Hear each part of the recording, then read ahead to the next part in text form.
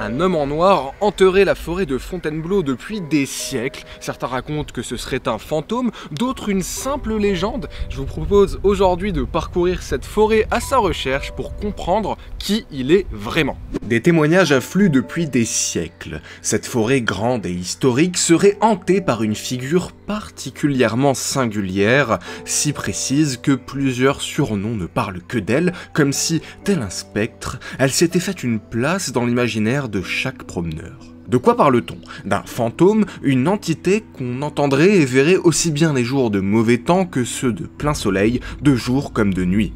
Un monstre, un spectre, un démon. Beaucoup de témoins se sont questionnés sur sa figure. Il hanterait ces bois au moins par sa présence légendaire encore aujourd'hui, puisque c'est l'une des histoires surnaturelles les plus célèbres de cet endroit. Ce qui est intéressant, c'est qu'il aurait été au plus près de certaines intrigues royales et aurait complètement disparu au XIXe siècle. Comment est-ce possible? Qui était-il vraiment? Remontons ensemble sa trace en parcourant la forêt de Fontainebleau, historique et nourrie de légendes. Dans son guide du Fontainebleau mystérieux, René Allo évoque ce fantôme, ce chasseur noir, comme l'une des figures archétypales présentes peut-être depuis des millénaires dans l'esprit humain. Ces grandes histoires, ces grands mythes fantastiques, dont on a tant de mal à s'imaginer leur lointain passé que c'est comme si ces récits avaient toujours été là.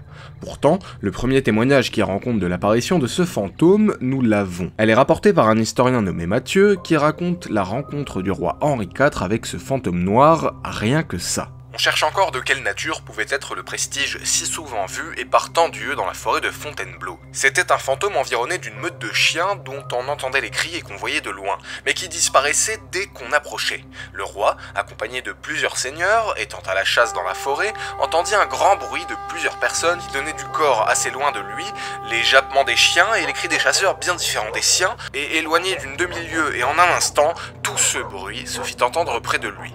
Sa Majesté, surprise et étonné, envoya le comte de Soissons et quelques autres pour découvrir ce que c'était. Et aussitôt, ils entendirent ce bruit près d'eux, sans voir d'où il venait, ni ce que c'était, sinon qu'ils aperçurent dans l'épaisseur de quelques broussailles un grand homme noir et fort hideux, qui leva la tête et leur dit « M'entendez-vous » ou « Qu'attendez-vous » ou, selon d'autres, « Amendez-vous » ce qu'ils ne purent distinguer étant saisis de frayeur et qu'aussitôt, ce spectre était disparu. Ce témoignage primordial est extrêmement intéressant car il regorge d'indices capitaux. Là, le roi et ses seigneurs viennent donc de voir un homme en noir mystérieux leur parler et disparaître sous leurs yeux.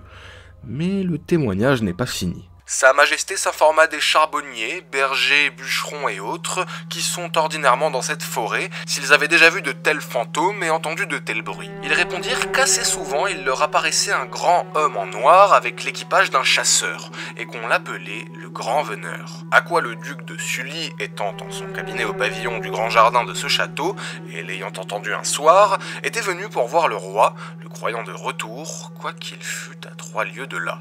Les habitants alentours, comme le duc de Sully, ont donc vu cette figure mystérieuse, et pas qu'une fois, mais régulièrement. Autant de témoins qui voient la même chose, c'est suffisamment curieux pour être consigné comme fait significatif, en tout cas à l'époque. Ces événements se situent en l'an 1599, au printemps, sur la route de Morée. Pierre Dent, historien et religieux catholique, première personne à avoir véritablement dressé l'histoire de Fontainebleau, évoque les faits rapportés par Mathieu avec quelques nuances pour, selon René Allo, éviter de parler de cette apparition diabolique dans la forêt royale. Après tout, c'est peut-être tout simplement une différence d'interprétation sur ce que les témoins ont vu. Alors, lorsqu'en 1642, Pierre Dent chronique le règne d'Henri IV, il se fait sceptique quant à cette apparition.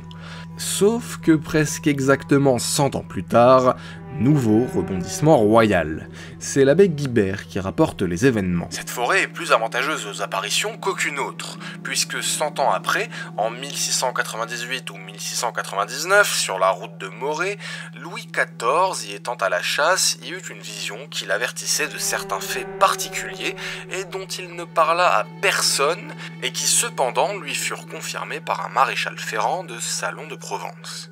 Et bien plus tard, lorsque Paul Domé écrit l'histoire de la forêt de Fontainebleau en 1873, alors qu'il ne s'intéresse pas vraiment aux légendes de la forêt, il précise cependant que des vieillards lui ont déclaré plusieurs fois qu'ils avaient vu le chasseur noir. En 1897, c'est une touriste anglaise qui affirme avoir rencontré cet homme en noir, et depuis, selon la tradition locale, il hanterait tous les 100 ans les environs, précisément autour de la croix de Montmorin, Saint-Hérem. Voilà l'essentiel des traces écrites à travers les siècles autour de cet étrange personnage. On ne va pas se mentir, à part les récits de son apparition, les informations sont assez maigres autour de son identité. Alors, qui est ce fantôme? D'abord appelé Grand Veneur, il est ensuite surtout mentionné dans les textes comme chasseur noir.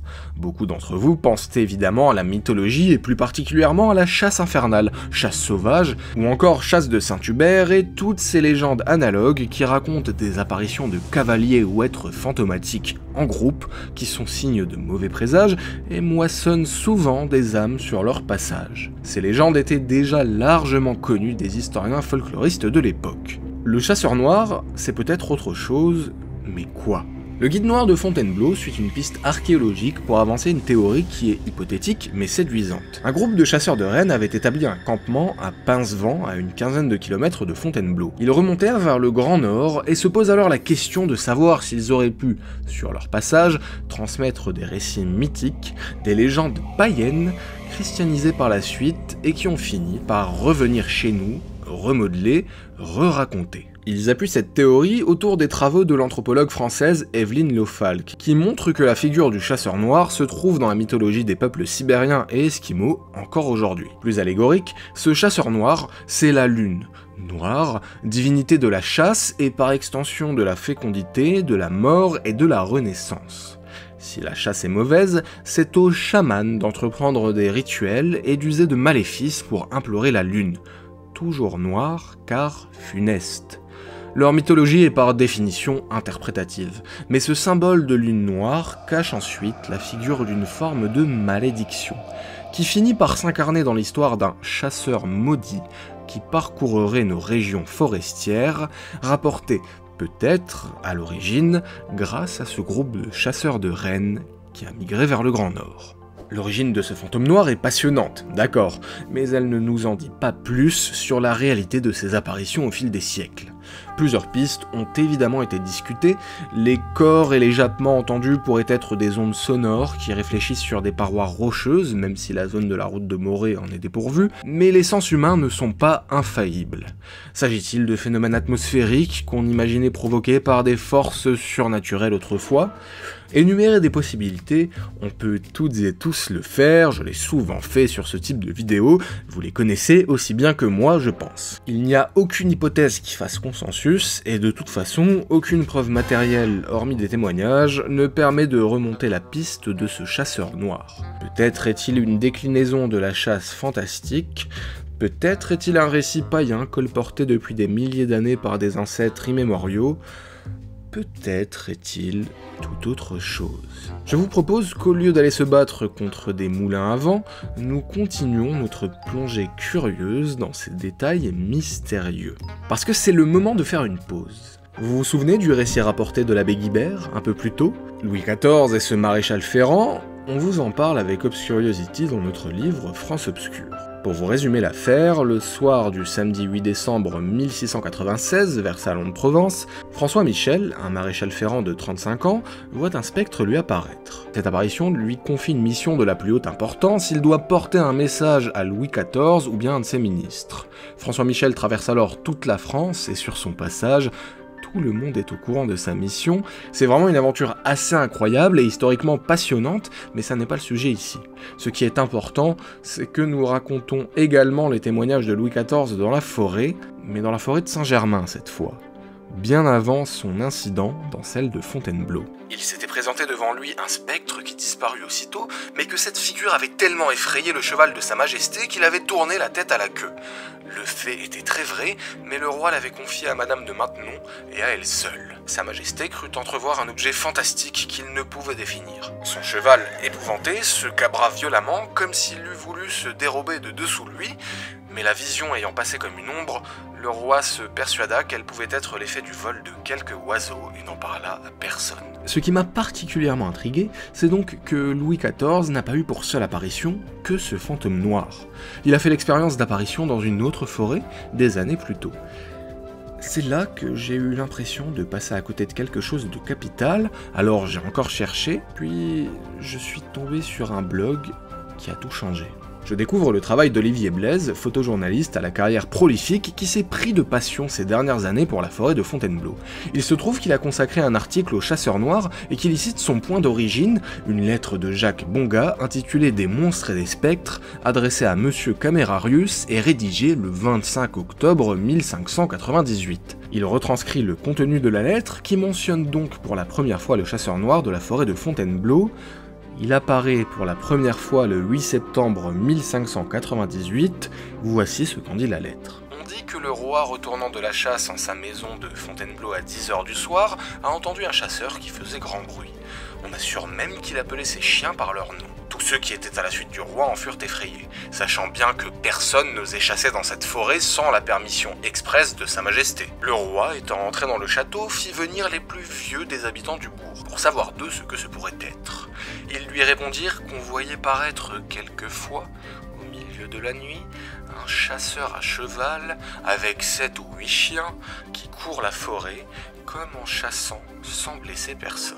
Quelques-uns ajoutent que sous le roi François Ier, un chasseur fut tué en ce même lieu, et que c'est lui qui apparaît maintenant, et qui fait tout ce bruit dans la forêt. Quoique ceci soit arrivé le 8 de septembre, j'ai cru néanmoins vous le devoir écrire, et vous fait part des choses même qui servent d'ici, ou de divertissement, ou d'entretien à tout le peuple. Je n'avais aucune connaissance de cette source capitale avant le récit d'Olivier, je suis allé vérifier l'existence de cette lettre et elle est bel et bien là. Elle confirme donc les événements qui seront rapportés par Matthieu quelques mois plus tard, au printemps 1599. D'ailleurs, Matthieu situe ces mêmes événements quelques mois plus tard, il y a donc une erreur dans la date. Deux éléments clés sont donc certains grâce à elle, la figure du chasseur noir s'apparente bien aux légendes de chasse fantastiques, et il était connu et aperçu par les locaux avant qu'il soit mentionné à l'écrit en 1598, et la date exacte de son apparition reste inconnue, de même que son origine exacte. On pourrait se dire qu'il y a d'étranges corrélations entre toutes ces apparitions royales qui jalonnent l'histoire. Le fantôme rouge des Tuileries, le chasseur noir, la dame blanche, mais elles apparaissent tout autant au peuple qu'aux personnalités de rang d'autrefois. Sauf que nous avons davantage de traces écrites de ces derniers, car elles font partie intégrante d'une forme de roman national, de leur légende. Quand des personnes de rang les voient, elles sont porteuses d'avertissements, d'intrigues politiques, parfois religieuses. Quand elles apparaissent aux gens du peuple, ce sont souvent des missions providentielles, prophétiques, comme si, quand l'extraordinaire surgissait, c'était pour changer le cours des événements. Du temps de Louis XIV, l'apparition aurait pu être un avertissement contre le quiétisme, mouvement mystique qui secouait sa cour. Lorsque le chasseur noir apparaît à Henri IV, il semble essayer de lui délivrer un message important. De ce que nous savons, parmi les nombreux locaux qui l'ont également vu, rien de notable ne leur a été transmis. Bien souvent, elles ne servent, comme le précise Jacques Bonga dans sa lettre, qu'à se raconter des histoires extraordinaires pour se divertir. On peut de toute façon balayer ça avec un grand coup de rasoir d'Occam, mais quelle que soit la nature de ces apparitions, elles ont un pouvoir insoupçonné sur notre imaginaire d'abord, mais en des temps où la croyance était plus prononcée, sur des couches importantes de la société. Des on-dit, des rumeurs, des témoignages surprenants, des récits façonnent nos perceptions et rendent tangibles des événements qui, si ce n'est à l'œil de quelques témoins qui les ont rapportés ensuite, auraient dû rester assoupis dans ces forêts qui les ont vus naître. Le chasseur noir est, pour aussi longtemps qu'on en parlera, inévitablement lié à l'histoire de la forêt de Fontainebleau. Comme d'habitude, si la vidéo vous a plu, n'oubliez pas le partage, le like. Si vous découvrez cette chaîne, n'hésitez pas à vous abonner et à la parcourir, il y a certainement plein de vidéos que vous allez adorer. Si cette sortie vous a plu et que vous souhaitez en voir d'autres, l'abonnement payant est un des meilleurs moyens de soutenir la production vidéo régulière de la chaîne et ce type de vidéo, donc n'hésitez pas, je remercie toutes les personnes qui ont déjà contribué. Enfin, prenez soin de vous et passez un bel été. Au revoir.